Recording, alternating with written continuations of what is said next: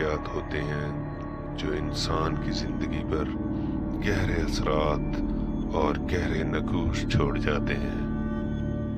کچھ واقعات تو ایسے ہوتے ہیں جن کو سن کر لوگ مشکل سے ہی یقین کرتے ہیں، مگر ایسے واقعات سچ ہوتے ہیں۔ ایک ایسا ہی واقعہ سنیں جو کہ ہمارے دوستوں کے ساتھ پیش آیا۔ یہ بات کافی پرانی ہے۔ جب ہم دوست شام کو گراؤنڈ سے واپس آ کر اپنے محلے میں جمع ہو جاتے تو خوب محفل لگاتے۔ ایک دن ہم رات کا کھانا کھا کر گھر سے باہر نکلے تو دوستوں نے بولا آج جمعرات ہے اور آج جن بھوت چڑیلوں کا دن ہے۔ میں جن بھوتوں پہ یقین تو رکھتا تھا پر کبھی ان سے آمنا سامنا نہیں ہوا تھا۔ میں ان کی بات سن کر ہنس پڑا۔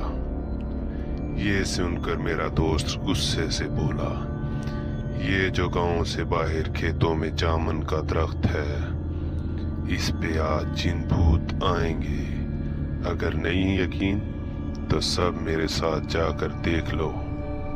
اور ہم سب نے حامی بھر لی اور اس کے ساتھ چلنے کو تیار ہو گئے۔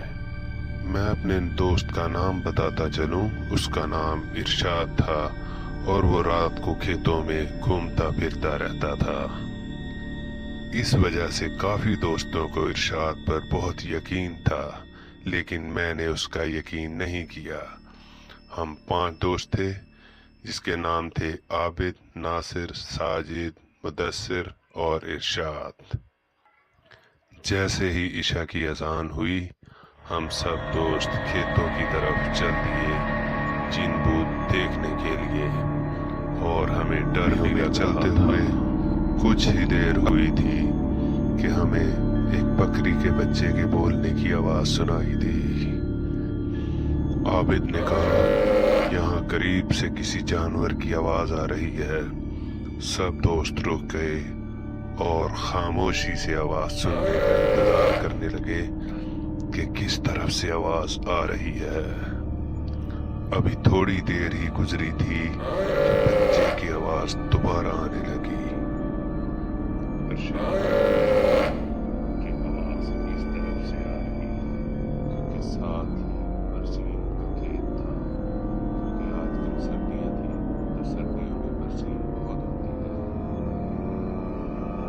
ایک دوست بولا چھوڑو یارو، ہمیں اس سے کیا لینا دینا، آواز جس طرف سے مرضی آئے، ہم جو کام جا رہے ہیں ہمیں اسی کام سے جانا چاہیے۔ کوئی بھی دوست اس کی بات نہیں مانا اور سب برسین کے کھیت کی طرف چلنے لگے۔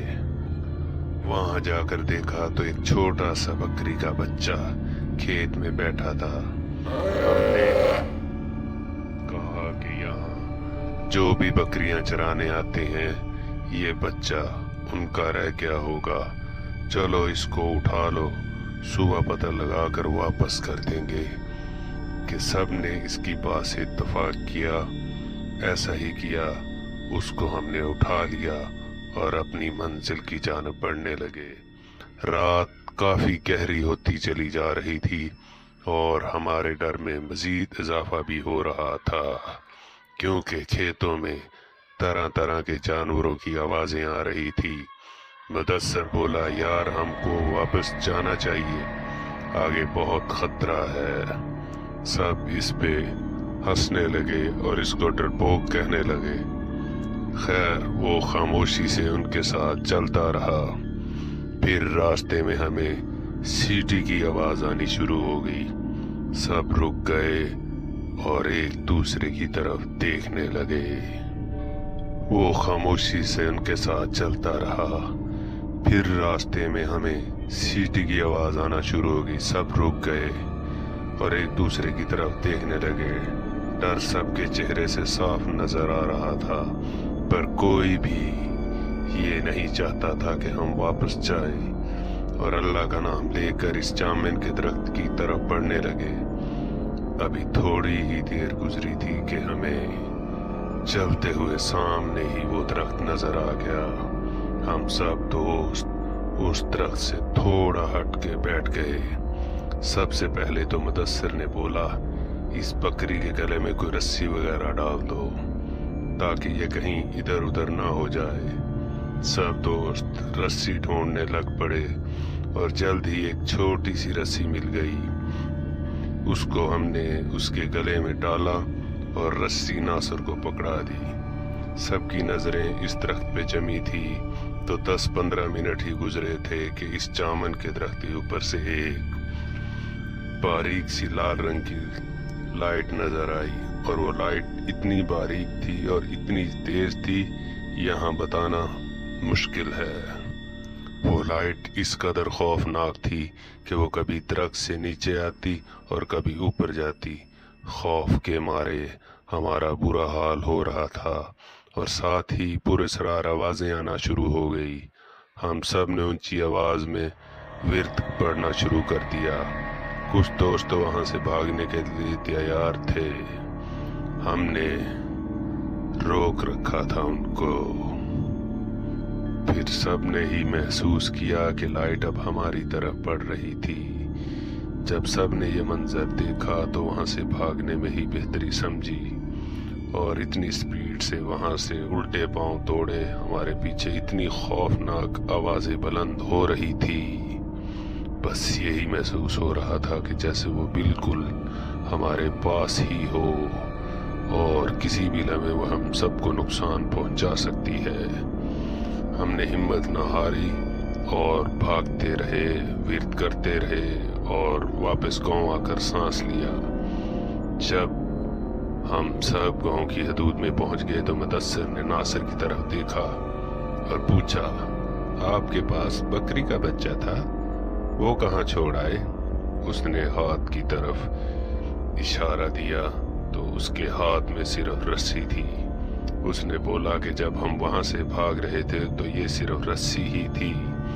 बकरी का बच्चा किधर गया उसको कुछ मालूम नहीं। जब वहां से वापस दौड़े तो वो बकरी का बच्चा वहां हमारे साथ नहीं था, सिर्फ ये रस्सी ही थी। क्या वो सच में बकरी का बच्चा था या कोई और मखलूक थी? सब दोस्तों ने कहा जो भी था हम सुबह वहां जाकर जरूर देखेंगे।